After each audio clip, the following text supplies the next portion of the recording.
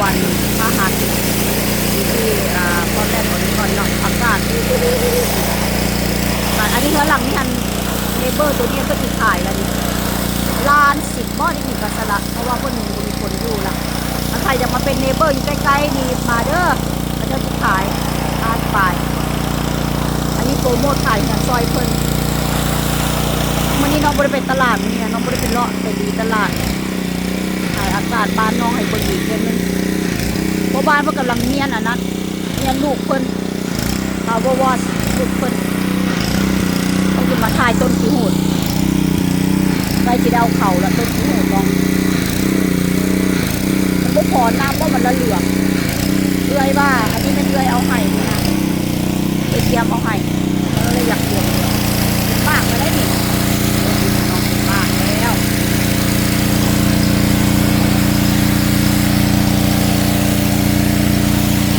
ประมาณนี้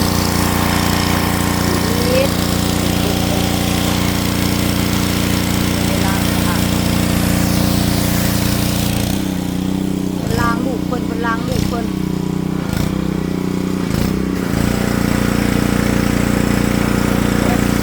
ขอโทษเด้อมือสั่นปลาน้อยมันเกิดมาเองได้นะเดี๋ยวให้เบิ่งกูนะอันนี้มันเกิดเองมันมีตัวดำๆได้บักหลายแล้วจิเป็นลูกกูเด้อแล้วจิเป็นลูกโกฟิชนี่บ่หรือว่าจิเป็นลูกปลาค่อยนี่บ่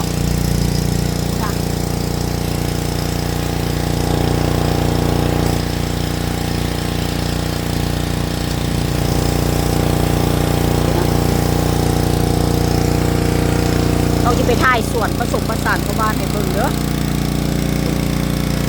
ส่วนผสมผสานอันนี้ใครจะมาเป็นเนเบอร์น้องละมาเด้อเป็นส่วนผสมผสานต้องจะไปถ่ายส่วนผสมผสานก่อน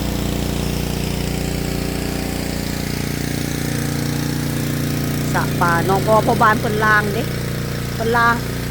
อันนี้ซื้อมาก็เสียเงินละลาตะกี้เฮ็ดสระใหม่นะบ่ถึกได้นี่นะใส่บ่ได้ละเพราะว่ามันมาเบี้ยวอัพใหม่เป็นน้องมาเบี้ยวเอาตัวนี้เบี้ยวมันค่อยสมกับสระเขาเพราะว่าตะกี้ใส่ตัวนี้น้ำกับขุ่นซื้อมาใส่2อีกนึกว่าน้ำมันที่ใส่มันก็ขุ่นอีกคือเก่าก็เลยบ่ได้ใส่พอดีพ่อบ้านใส่เพิ่นมาเบี้ยวให้ใหม่ก็เลยโอเคมั้ยแม่เปื่อนแหละอีปลาบ่บางมื้อนั้นน้องได้ปลาน้อยอยู่นี่2ตัว3ตัวแต่มันรอดมาได้จังไดนะวะอันนี้น้องสิมาถ่ายบรรยากาศบ้านน้องให้เบิ่งบ่ได้โซบ่ได้อวดอีหยังเด้อแต่ว่าน้องมาถ่ายส่วนผสมผสานในยามนี้เนาะยามเขาฤดูฟ้อละฤดูหนาวละมันก็อากาศเย็นแล้วดิมันยังบ่ถึงขั้นว่าหนาวหรอกแต่ว่ามันเย็นมื้อนี้น้องบ่ได้โซหนาเด้อเพราะว่าน้องยังบ่ได้เพื่อแพร่บ่ได้เวลี่เทื่อนี่สบายดีเด้อทุกคนสบายดีอากาศมื้อนี้หันน้องมักอยู่แล้วแต่ว่าคันคนส่วนใหญ่เขาจะมักแดดเนาะแต่ว่าน้องมักอากาศ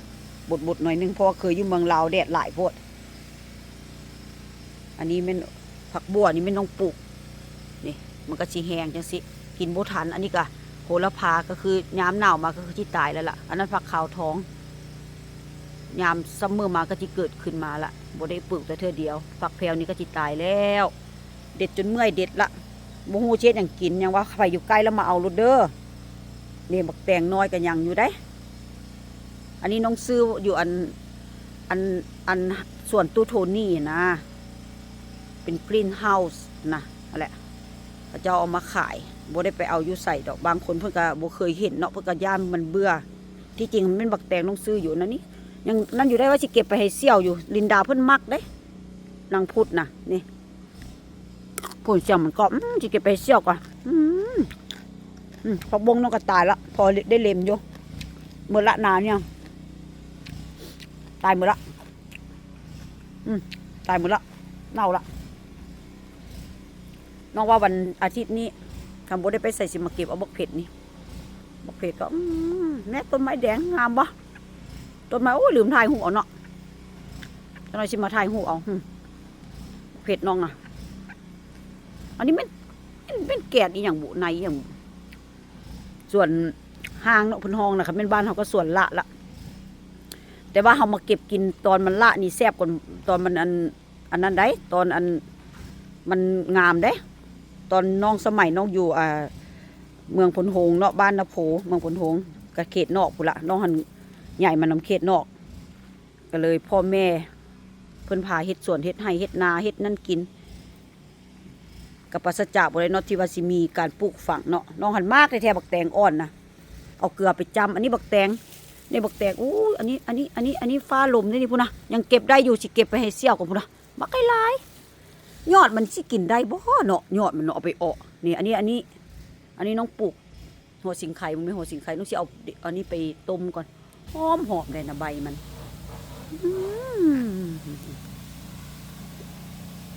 มาปุ่นพ่อบ้านเพิ่นเอาแท้ๆเอาว่าที่ทุกบ่ได้ไปใส่มื้ออื่นว่าสิไปตลาดเตรียมเครื่องไว้ไปห้านก่อนแต่ว่ามาถ่ายสวนยันมันหนาวแล้วมันสิตายก่อนถ่ายสวนตอนศิละละเด้อนี่น้องบ่มีกลิ่นเฮาคือบักแตงอ่อนเอาซะบ่นี่บักแตงอ่อนหน่วยนี่ตัวนี้หันเหลืองละเห็นไหมตัวนี้หันยังอ่อนอยู่เนี่ยนะเนี่ยแซ่บเลยนี่แตงอ่อนนี่ได้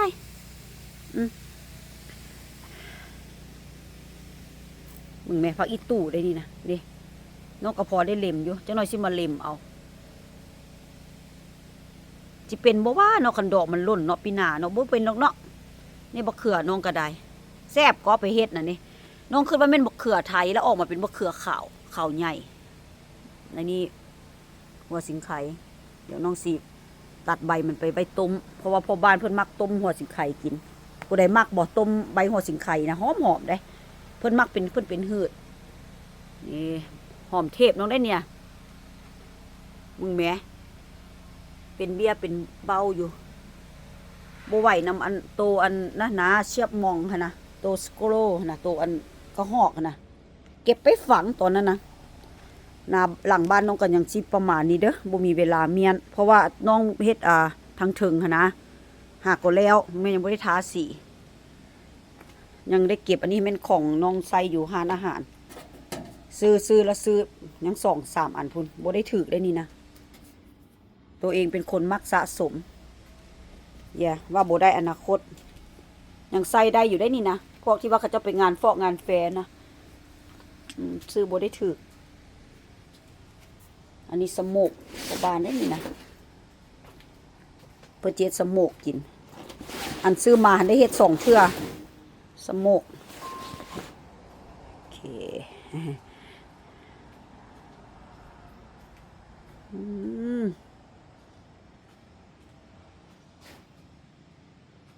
ยังวะ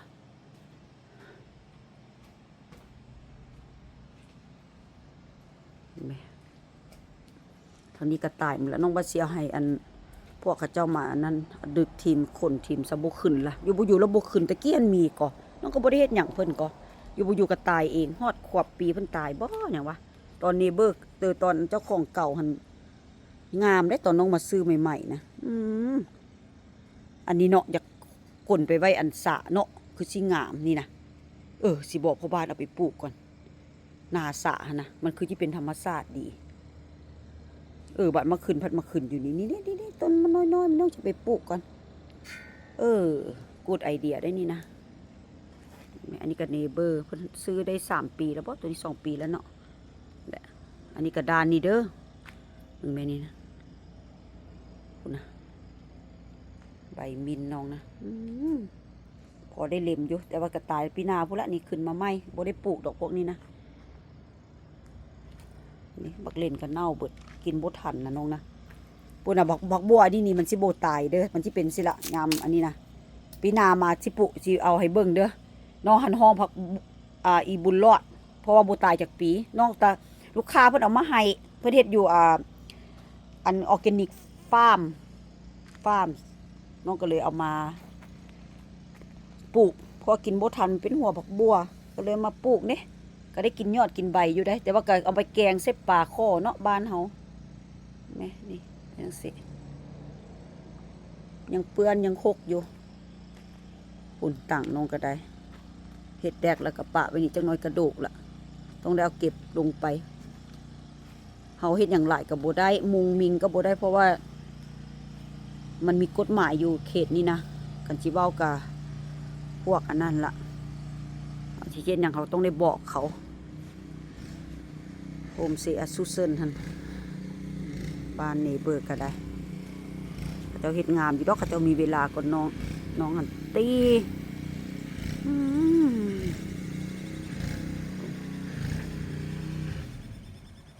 หลังนี้หันบ่มีคนอยู่แล้วบัดนี้นะตะกี้หันมีเนาะตะกี้หันเฮือนหลังนั้นคนอยู่ตัวนั้นแม่นเขาเจ้าขายบ่แม่น90บ่ตัวนี้ก็90ปลายบ่หรือแสนนี่ล่ะแล้วตัวนี้หันบ่มีละตัวนี้หันเพิ่นผัวเพิ่นเสียน้องมาอยู่ได้จักปี2ปีบ่3ปีนี่แหละแล้วผัวเพิ่นก็เสียนี่บ้านหลังนี้สิขายนะกำลังทาสีเฮ็ดทาสีแล้วนี่กินสีแม่นละเขาจะติดประกาศขายใครจากมาอยู่ไกลก็มาเด้อโอ้ยอากาศดีแดดอ่อนๆแบบนี้นะแดดออกมาละพุ่นแดดอ่อนๆน้องนี่ก็ตั้งกล้องบ่เที่ยงเด้อขอโทษหลายๆมือมันตั้งกล้องบ่อยากเที่ยงโอ้พ่อบ้านเพิ่นเฮ็ดอันนี้หญ้านี่น้องก็ได้ให้พวกนั้นมาเฮ็ดเพราะพ่อบ้านตีตะกอบก็เลยบ่ได้นั้นมื้อหน้าน้องสิไปย่างสนามกอบถ่ายให้เบิ่งแม่ก็ใหญ่อยู่ได้ทางในก็นั่นอยู่ได้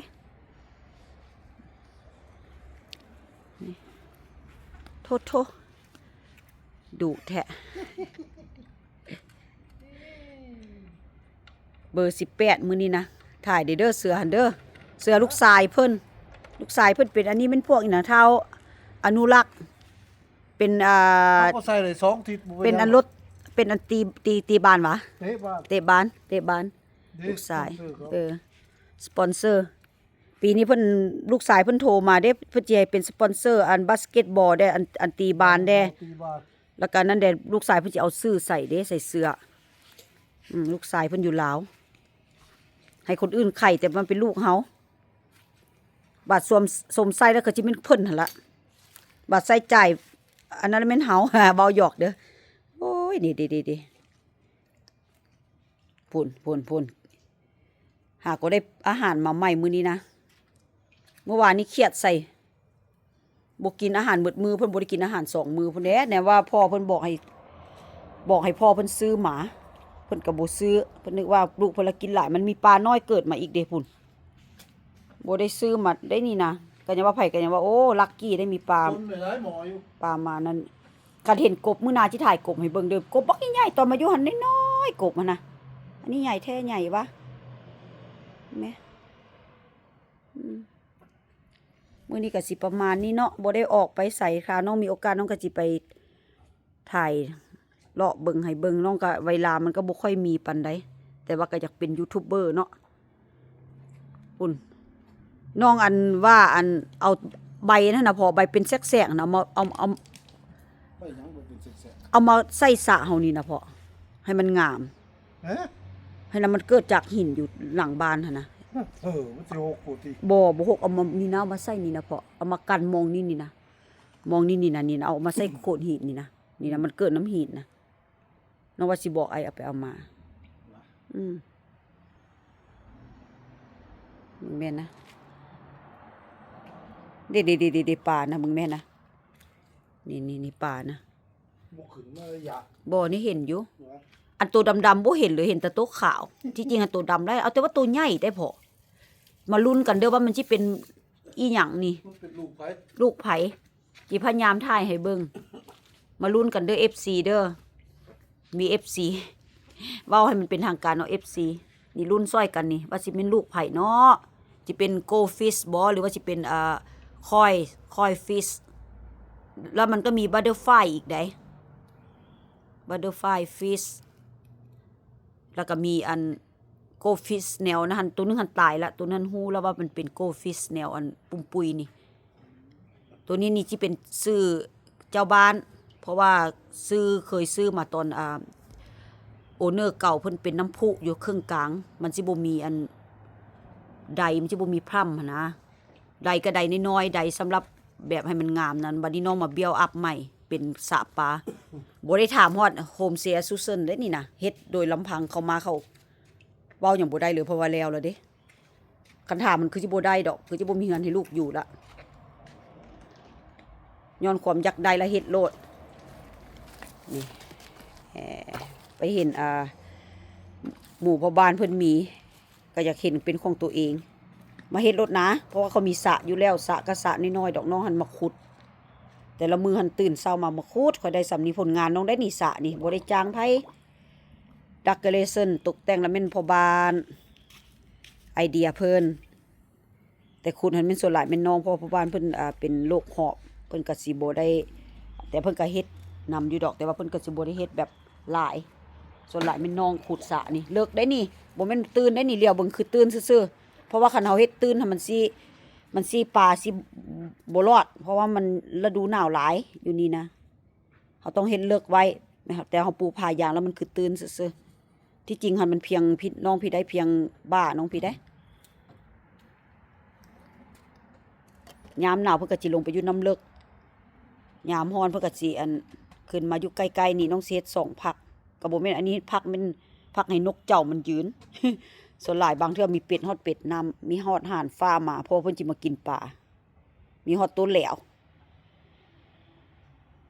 มานี่ได้เสียตัวนึงเพราะว่าสงสัยแม่นแลกคืนตื่นมามื้อเช้าซินอนอยู่สนามหญ้าพุ่นแต่อีต้นตัวบักใหญ่พุ่นโอ้ยมีชื่อหมดได้นี่นะตัวนี้หันแม่นนางลักกี้เนี่ยตัวนี้ตัวนึงหันสีเหลืองๆตัวนั้นลักกี้2อันนั้นเท่าหัวโจกอันนั้นเทอร์โบเลนนางบับโบทีอันนั้นบักไทเกอร์อันนั้นไวท์เทนนิ่งอันนี้โบอิงอันนั้นเท้าเหลืองอันนั้นลูบี้อันนั้นเท้าโซกค้ำตัวขาวตัวนั้นเป็นนำโซกอันนี้นี่เพิ่นสิใส่ซื้อลูกชายเพิ่นอยู่ลาวซั่นเด้นี่ตัวน้อยๆหั่นว้ายโอเคเด้อคลิปนี้มันอาจจะสั้นน้อยนึงน้องก็สิเตรียมตัวไปเตรียมของยังบ่ได้เฮ็ดอีหยังเลยถ่ายอาการนี่แดดอ่อนๆออกมาอีกละมันก็อาจจะบ่ได้ฮอดยาวปานใดเนาะมันก็สิมีคลิปสั้นคลิปยาวแต่น้องก็สิพยายามถ่ายนั่นเนาะนี่แดดอ่อนๆออกมาละนี่อากาศโอ้อากาศดีน้องมักแหละคันแดดแห้งหลายน้องก็ร้อนแนวน้องคนอยู่เมืองลาวเนาะบ่เป็นคนมาใหญ่อยู่นี่บัดคนอยู่นี่เขาจะมักแดดร้อนๆน้องนี่พอดีอยู่สำนี่ต้นขี้หูดก็สิได้เอาเข้าแล้วละเหลืองบ่คือของเอื้อยเพิ่นว่าบ่พอน้ำน้องก็เอาน้ำใส่ละนี่อันนี้ของเสี่ยวลินดาเสี่ยวพุดเพิ่นเอามาให้กำลังเป็นดอกพุ่นหมากมันนะกินก็บ่ทันมันบ่ได้ขมเลยนี่หมักแข้งอันนี้หมักแข้งหวานคือวักตะกบบ้านเฮานี่แข็งหวานมันแข็งขมน้องสิได้เปลี่ยนเตาก่อนปีหน้านะแล้วล่ะป่ะแข็งละโอเคน้องสิไปถ่ายหนามเพิ่นได้มีแต่อันบ่ถ่ายแล้วไอ้สายว่าบ่ให้ถ่าย6เด้อหน้าบ้านน้องก็ได้พอบ้านก็ตีตะกอบอาทิตย์นี้บ่ฮู้ว่าสิไปตีบ่เพราะว่าสิไปเบิร์ธเดย์น้องสาวก็บ่ฮู้ท่าเพิ่นก่อนเพราะว่าน้องสาวเพิ่นก็บ่ค่อยว่างเพิ่นก็นำตะลูกเพิ่นท่าเพิ่นโทรมาคันบ่นั้นก็อยู่ล่าๆแหละว่างก็สิไปเลาะไปเที่ยวไปเลาะไปเล่นอันเด้อพ่อเอาเด้อเตะเขาไปยัง ผู้เด้อน้องวะเอ้าน้องยังบ่ได้เตะอีหยังผิดกันละผัวกับเมีย อันนี้ร้านเท่าใดก็พอน้องเว้าบ่ถูกร้านเท่าใดก็เฮือนหลังนี้for sale เพิ่นกำลังสิติดล้าน30ฮะร้าน30น้องว่าร้าน10ล้าน30เพื่อต่อตีเนเบอร์เพิ่นนี้แหละเพิ่นสิขายผู้ใดสนใจมาเอาเด้อมาเป็นเนเบอร์ไอ้สอนโอเคขอบใจหลายๆชายนี่ก็อวยพรให้เนาะทุกคนมีไสมีโชคเนาะขอให้ปราศจากโรคภัยไข้เจ็บก่อนอื่นก็มีโชคมีไสแล้วก็สุขภาพดีเนาะขอให้ทุกคนจงอยู่ดีมีแฮงเด้อน้องหันบ่ได้ถ่ายหน้าน้องเนาะแต่ว่าก็ฮู้แล้วล่ะว่าเป็นไผ ขอให้กำลังใจให้Subscribe น้องนี่เด้อคันผ่านมาเห็นคลิปน้องนะให้กำลังใจกันเนาะให้กำลังใจเฮ็ดคลิปต่อไป